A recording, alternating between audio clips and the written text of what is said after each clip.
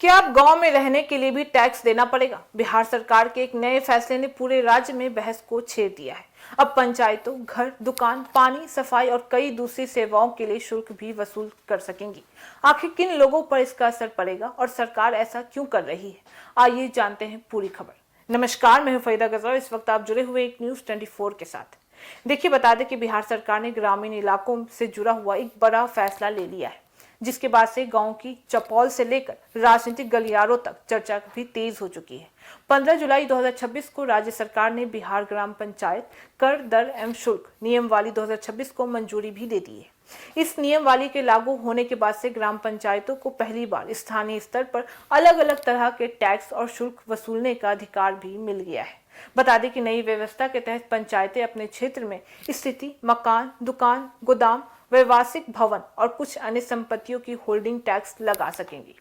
इसके अलावा गांव के हाट बाजार, मेले, पानी की आपूर्ति, सफाई व्यवस्था और अन्य स्थानीय सेवाओं के लिए भी शुल्क लिया जा सकेगा। बता दें कि सरकार के मुताबिक अलग अलग श्रेणियों के आधार पर यह राशि सालाना लगभग 360 रुपए से लेकर 5,000 रुपए तक भी हो सकती है। हालांकि हर व्यक्ति से एक जैसी राशि नहीं ली जाएगी।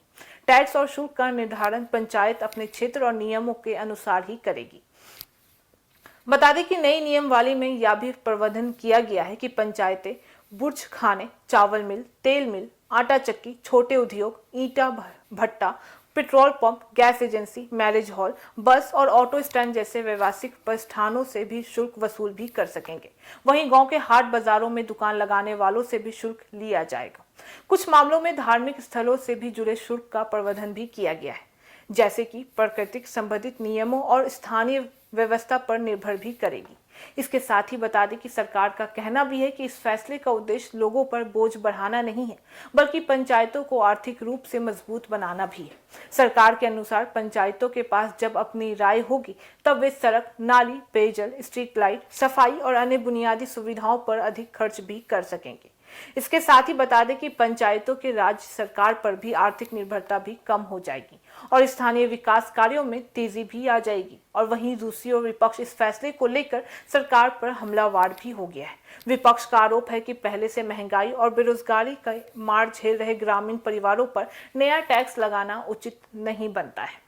उनका कहना भी है कि सरकार को पहले गांव में रोजगार और आय बढ़ाने पर ध्यान भी देना चाहिए, उसके बाद से टैक्स की व्यवस्था लागू भी करना चाहिए। फिलहाल इस फैसले को लेकर गांव में मिलीजुली प्रतिक्रिया भी देखने को मिल रही है।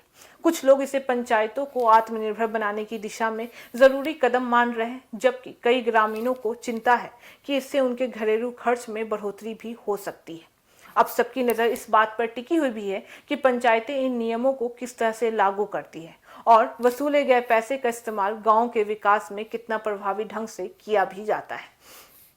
यानी कि बिहार सरकार का यह फैसला आने वाले समय में गांव की व्यवस्था और पंचायतों की आर्थिक स्थिति दोनों को प्रभावित भी कर सकता है। लेकिन बता दें कि इसका वास्तविक असर तब साफ हो पाएगा जब यह नया नियम पूरी तरह से लागू हो पाएंगे और लोग इसका अनुभव भी कर सकेंगे। आपकी राय क्या है कि पंचायत को टैक्स वसूलने का अधिकार देना गांव के विकास के लिए सही फैसला है, या इससे आम लोगों पर आर्थिक बोझ भी बढ़ जाएगा? अपनी राय हमें कमेंट में जरूर बताइए। तो फिलहाल इस खबर में बस इतना ही। बाकी ऐसी तमाम खबरों के लिए देखते रहिए न्यूज़ 24। हर खबर सबसे पहले, सबसे सटीक। वीडियो को लाइक करें, शेयर करें और चैनल को सब्सक्राइब करना ना भूलें।